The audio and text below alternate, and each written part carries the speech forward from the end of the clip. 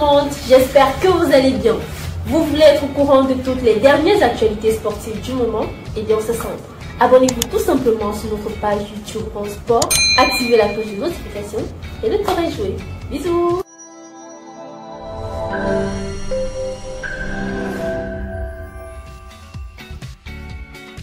Le Burkinabé Alain Traoré fait partie des footballeurs africains à fort potentiel qui n'ont pas confirmé les attentes placées en eux.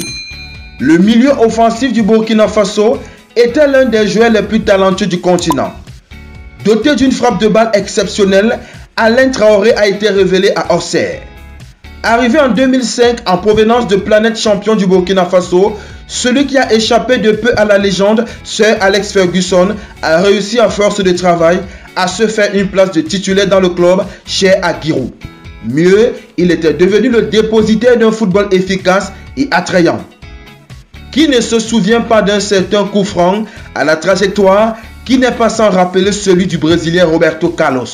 Sa vitesse et sa frappe de mule ont constitué dans la Bourgogne un régal dont les supporters s'en sont délectés à cœur joie. Au sommet de son génie juvénal, lors de la saison 2010-2011, il s'était permis un peu moins d'une dizaine de buts marqués hors de la surface de réparation. Une marque déposée. La saison suivante, il a marqué 14 buts, un total énorme pour un milieu de terrain. Le pied gauche foudroyant de ce Burkinabé d'1,76 m avait conquis les cœurs et bluffé la Ligue 1.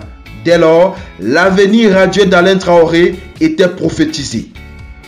En 2012-2013, il voit son destin lié à celui de Lorient. Un transfert considéré alors à juste titre comme l'un des plus beaux coups du mercato estival en France.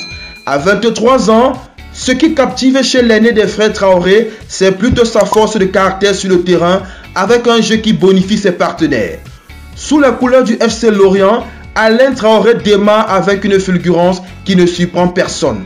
On le voit d'ailleurs sur les traces d'Arjen Robben et autres. Malheureusement, les blessures essentiellement musculaires vont mettre sa volonté et son abnégation à rude épreuve. Après Lorient, Alain Traoré va connaître une carrière descendante avec des aventures en Turquie, au Qatar et en Afrique. Cet ancien cadre des étalons du Burkina Faso, finaliste de la Coupe d'Afrique des Nations 2013, a connu un frein brutal à cause des blessures qui l'ont empêché de confirmer son potentiel.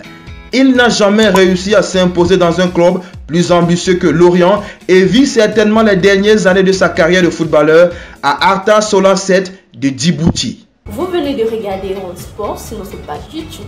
Vous voulez être au courant des dernières actualités? Abonnez-vous tout simplement et activez la cloche de notification.